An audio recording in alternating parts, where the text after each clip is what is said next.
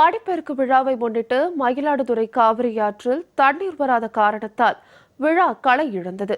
இதுகுறித்து எமது செய்தியாளர் சுந்தரமூர்த்தி வழங்கும் கூடுதல் தகவல்களை கேட்கலாம். வணக்கம் சுந்தரமூர்த்தி, கூடுதல் விவரங்களை பதிவிடுங்க. வணக்கம் சார்லதா. மயிலாடுதுறை மாவட்டத்தை பொறுத்தவரைக்கும் காவிரி, அதன் கிளை நதிகளான கொள்ளிடம், மஞ்சளாறு, மகிமலையாறு, கடலாளி, உப்பனாறு, பழையாறு உள்ளிட்ட பல்வேறு ஆறுகள் மயிலாடுதுறை மாவட்டத்தின் வழியே தான் கடலில் கலக்கிறது.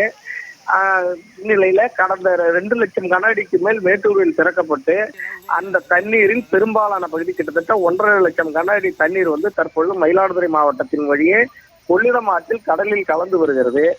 ஆனால் மயிலாடுதுறை மாவட்டத்தில் பாசனத்திற்கு முக்கியமாக பயன்படக்கூடிய காவிரி மற்றும் அதன் கிளையாறுகளில் ஒரு சொட்டு தண்ணீர் கூட இல்லை.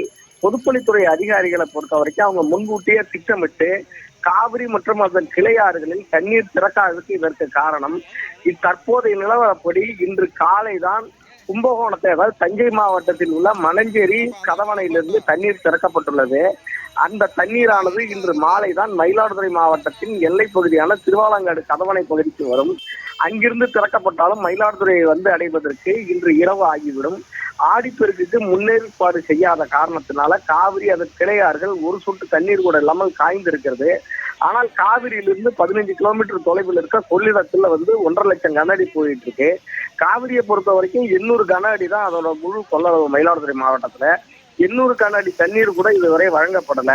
மயிலாடுதுறை மாவட்டத்தை பொறுத்த வரைக்கும் காவிரி அன்னையை அவங்களோட வாழ்வாதாரத்தை காக்கும் தெய்வமா மதிச்சு காதோலை, கருகமணி, காப்பரிசி, கண்ணாடி, வளையல் உள்ளிட்ட பொருட்கள் வைத்து தீபங்களை ஆற்றில் விழுவது வழக்கம். இன்னைக்கு தண்ணி இல்லாத காரணத்தால மயிலாடுதுறையில உள்ள புஷ்கர தொட்டியில தண்ணீர் நிரப்பப்பட்டு அதுல முழங்கால அளவு தண்ணியில மிகவும் வேதனையோட பக்தர்கள் வழிபாடு பண்ணிட்டு இருக்காங்க. சார்லதா. விவரங்களுக்கு நன்றி சுந்தரமூர்த்தி.